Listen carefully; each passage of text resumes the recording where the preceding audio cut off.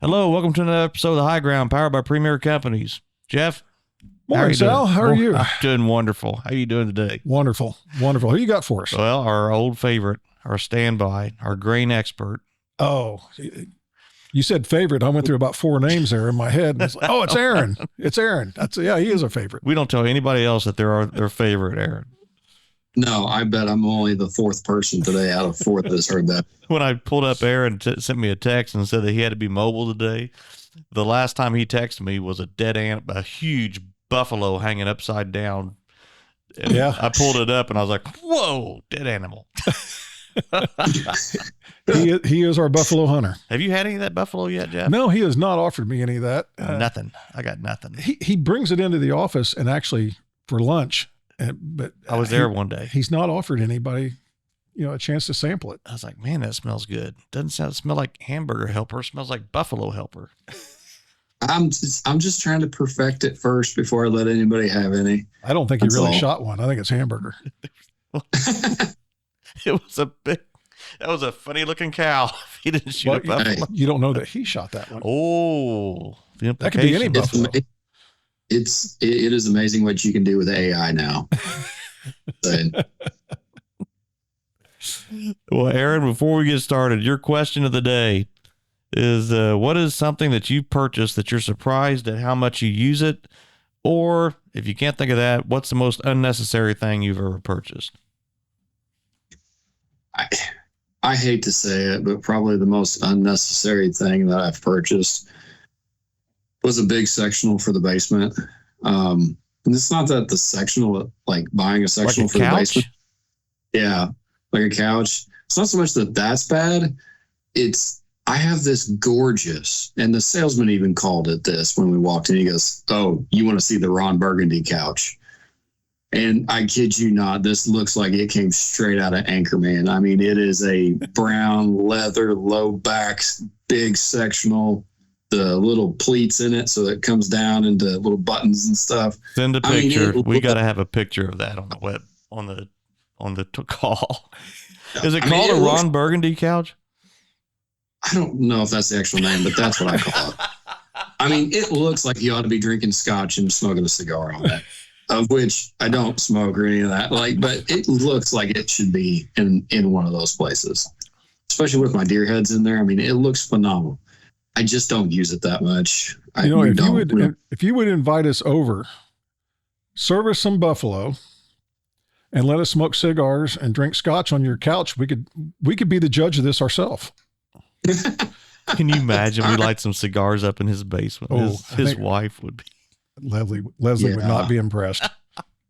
She would not. Jeff, what have you bought that you're surprised how much you use it? Or that you don't think you use it at all? Unnecessary. This is one of those, again, I feel like a broken record. I need to read these questions the day before and come up with some good answers, because I know I have stuff that, and this is going to be this is kind of off the wall, but we bought a set, we call them bacon tongs or bacon tweezers. And my family's listening to this going, oh yeah, we know what he's talking about. But they're the little kitchen gadget. And, my wife likes to put a lot of bacon on a big cookie sheet, and then she's always telling me to turn it, and you get those great big tongs, and it's, got 2 pieces stuck together. They make a little set of, well, I shouldn't say little, they're like 10, 12 inches long, and they're basically just big oversized tweezers for the kitchen. And we got them, and it's it was almost like a joke, but then it's like, wow, these things really work. So we actually got all the kids one for Christmas, and it's like, everybody likes them. My daughter's mother-in-law tried them, and she's like, I'm getting those for everybody on my side of the family too. So, there's a thing out there. I don't know if bacon tweezers. Bacon tweezers. They're just big cooking tweezers, but they're great for turning bacon because you can grab one slice at a time. So that's the first thing that popped into my head, that because we were joking about it at Christmas time. It's like, this is stupid, but they really do work. Yeah, that would, because the tongs they're just too big for a piece of bacon. But and then you try to use a spatula, and it's so I don't know. Go on Amazon or do a search for food tweezers. All right.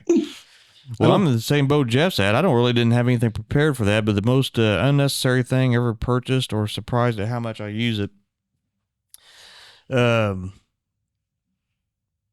would say anything my wife gets on Amazon that hangs on a wall. It was a couple of years ago, we were sitting at the kitchen table, and I hate it whenever she goes, well, what do you see that's different? And I'm looking around and I'm like, loaded question. I don't know. And I'm like, those vases up on top of the hutch? And she goes, that was a wedding present from your sister. I'm like, I don't know. I can't play this game. I don't know. I'm sure there's a lot of unnecessary things that I've bought that I don't use. But there's cool gadgets out there that we get and we use. We take them we start using them so much you don't think about That's them. true. So I didn't have time to study this one. Yeah. We may have to bring this one back, Aaron. No. Try it again. Bacon tweezers. If I had some bison bacon, do they make that? We could test out the tweezers. Oh God. He's got 600 pounds of bison in his freezer. You bring some meat. We'll figure out a way to use the tweezers on it. We better get back to the grain let's markets. talk about grain-fed bison. So, Aaron, tell us a little bit about the grain markets. What's going on? What's current events? Yeah, so right now, all eyes are focused on at the end of the month, the quarterly stocks report and the planting intention report. That's where all the eyes are right now. March USDA WASDE report isn't much of a market mover typically, and this one was the same. I mean, they kicked the can down the road again. It was the exact same as the February report. So nothing earth shattering there. I mean, even the trade estimates weren't penciling in much of a deviation from it. So really no big shocker there from it. What are farmer attitudes as they come in and talk to you? What's their attitude? They leaning towards more corn acres. Can you get a good feel? It does feel like there's going to be more corn acres, and that's what the trade is estimating. I think back in February, you've got the Ag Forum Outlook that comes out, and it was 93 something and 84 roughly for beans. And that's really where the market's at right now. I mean, there's a little bit more of a variance on the corn trade estimates wise for the corn acreage. You can see anywhere between 93 to 95.5 million acres of corn. So that number is going to be a big one to watch. You'll see fireworks if the corn acres come in below that range. I mean, you'll see something wild happen on that one. If you see it come in towards the top end of that, right now, I think if you take out the average estimate, it's probably around that 94 mark. If we do come in at that 95 or 95, that would also set off some bad fireworks. So we'll see how that plays out. So, but that one, I'm almost a little bit more curious on the quarterly stocks report. I said most of the conversations seem to be more corn heavy for this year versus beans. But the quarterly stocks, I think, is the one that's going to tell us a lot about where we're at currently and what could we look like in the future. Because this time last year, on farm, they had 24% more left out on the farm than they did in 23 at that time. That was on farm. The commercials actually had less in their storage facilities than they did the previous year. So this year, I almost think it could be flip-flopped, where the commercials have more still in the bins, and the farm level got rid of it early this year. Last year usually January is a big month for grain flows. You'll see that in basis charts and futures, and you'll see all that where you see pressure on the market. This year we saw the opposite. Basis took some hits, which is typical, but the futures just rallied from January through February. It was a rally market. And that incentivized the farm level letting go of stuff. And I think they did. So that's the number that I'll be watching for. Very good. It's I know we kind of see about locally, it just seemed like we had so much snow on the ground that we're not used to, and things never really happened in January. I mean, nothing really moved, but we're such a small part of the Corn Belt. It's just a non-factor. It's not like the whole rest of the Corn Belt was was snowed in, and those places that do get snow, it doesn't slow them down. They got the equipment to blow it out of the way and get rid of it. Yeah, I kind of hope we haven't had enough snow in that upper Midwest that feeds the Mississippi River, so we have plenty of water in it for this summer. So should be full right now, isn't it? It's not overly full. That's I know. I'm not saying we should be alarmed about it right now, but there's been some comments made in the industry that we didn't see the snow pack up there like we usually do. So I don't know. It'll something to watch. Gosh, you forget how far away it feeds the Mississippi. That's right. I mean, yeah, it's more than the Ohio. Yeah, but like I said, when you look at our little pocket of the world, and it's like we thought we had plenty of snow for what we normally have. It takes a lot of snow to feed these rivers. Yeah. So. Aaron, anything, I know the last time we talked, you said that something had to happen, right?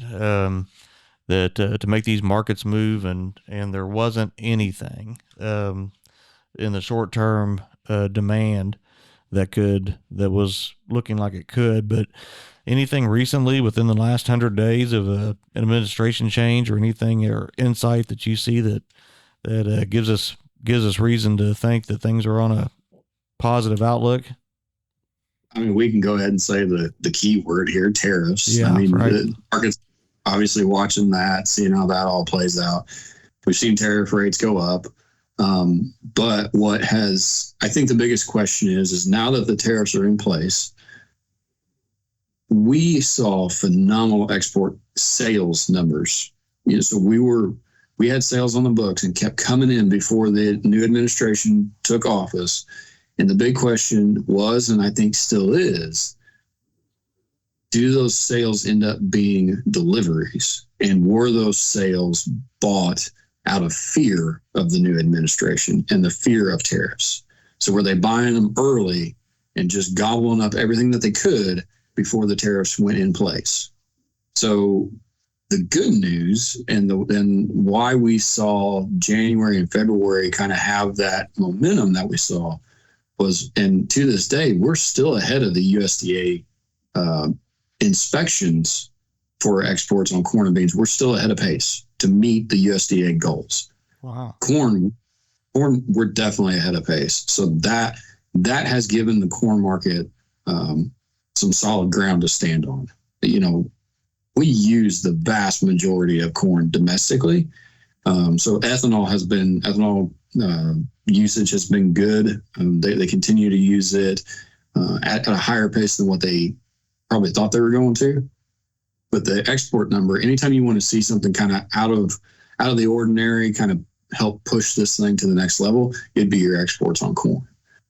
It doesn't make up the lion's share, but anytime you can add something to that, it helps out a lot.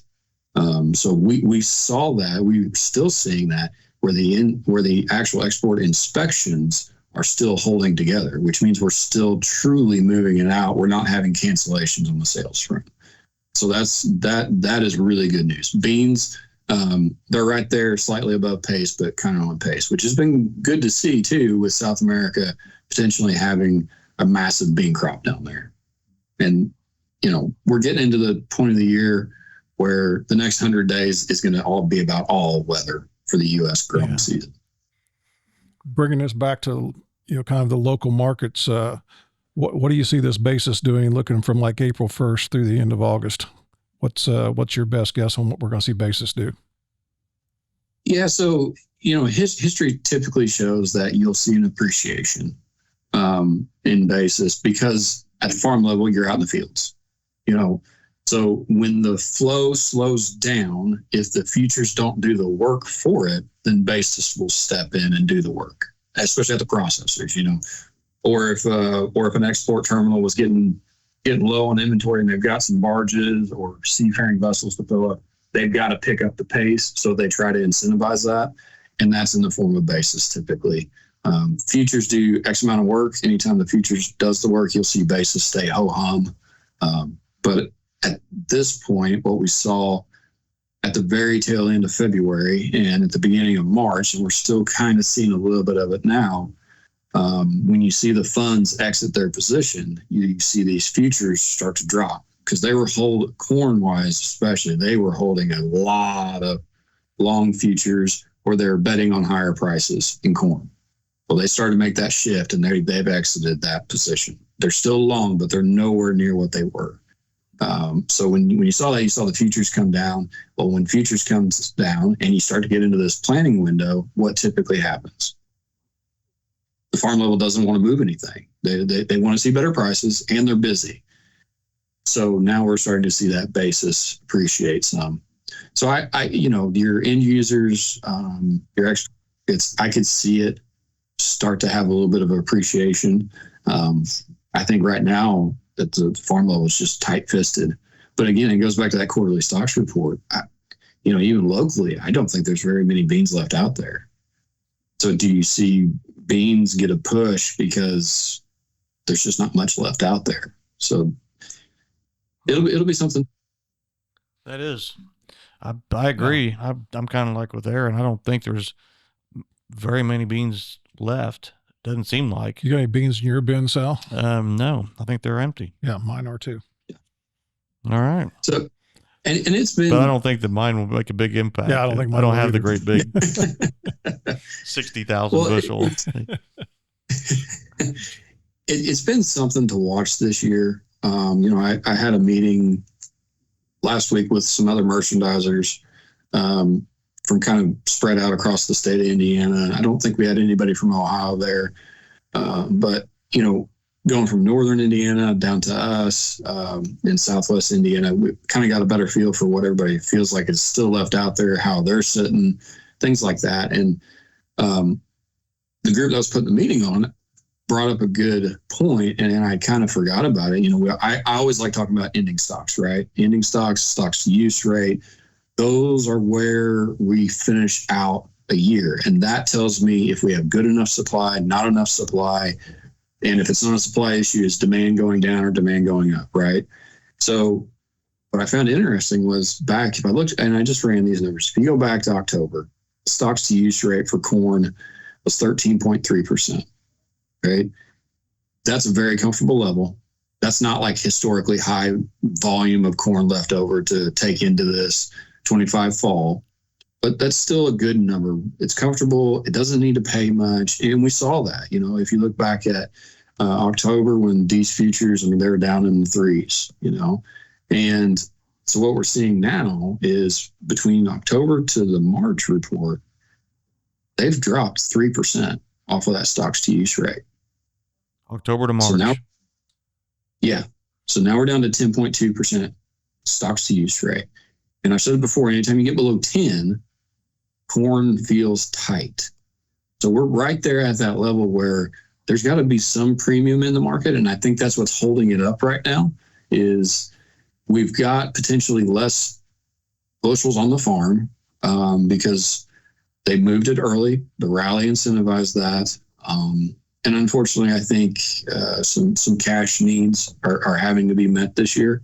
I've been curious about that. I've probably been about 12 to 18 months ahead of pace on that, of thinking the money would run out on the farm level just because of some of the dynamics going in the marketplace. But I think we're seeing some of that now, unfortunately. And so I think that's something to be mindful of. To your point, Jeff, of what does basis do? I think that's another thing to say. Maybe basis improves. I don't know about futures. I can't control that. And basis, that's kind of what the market does. It moves bushels from where they are to where they're not. And if they're not at the end users, then they will push to get what they have in order to feed the hogs, the beef, the chicken or poultry market, whatever it is, they will push to get it if they need it. Now, beans, on the other hand, they've lowered the stocks to use rate from October to March. And that's, seeing these stocks to use rate lower isn't anything new. It's just how quick these have moved and how much they've moved on the corn front. Usually it takes a longer period of time to kind of see this play out. But we're seeing it at a quicker pace on the corn. The beans, we've gone from 12.5 to 8.7. And so we're still very comfortable on beans. There's no big alarm going off for the bean market right now. But that is still something to watch. Anytime beans get, I've said before 5%, but at the meeting last week, they reminded me, really, once you get under 6, it starts to feel sketchy. That's where we're sitting. So 5% is a hard number. When you get below that, wild things happen. I mean, that's when you start seeing those $13, $14 beans. But at 6, the market starts to perk its ears up and pay attention to what's going on. So the lower bean acre number may be something that can help the beans get a little bit of a tailwind. Administration news, everybody's watching to see what happens with the, biodiesel and blend rates and all that. And so we'll see.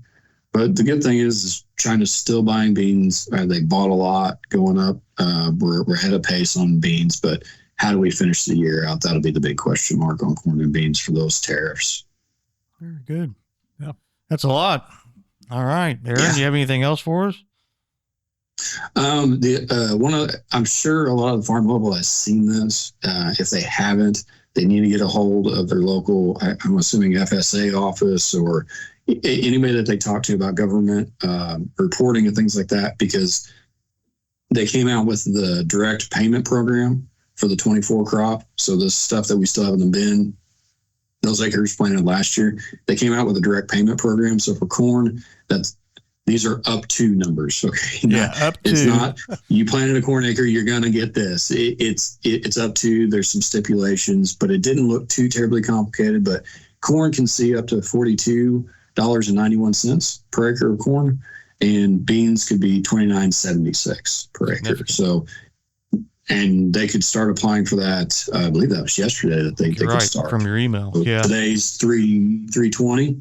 March 20th. So by all means, whoever's hearing this, absolutely go out, talk to your local office and get that stuff filed and figured out for you.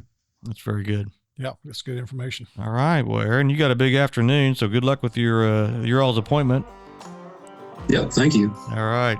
Well, that's another episode of The High Ground, powered by Premier Companies. Thank you all very much.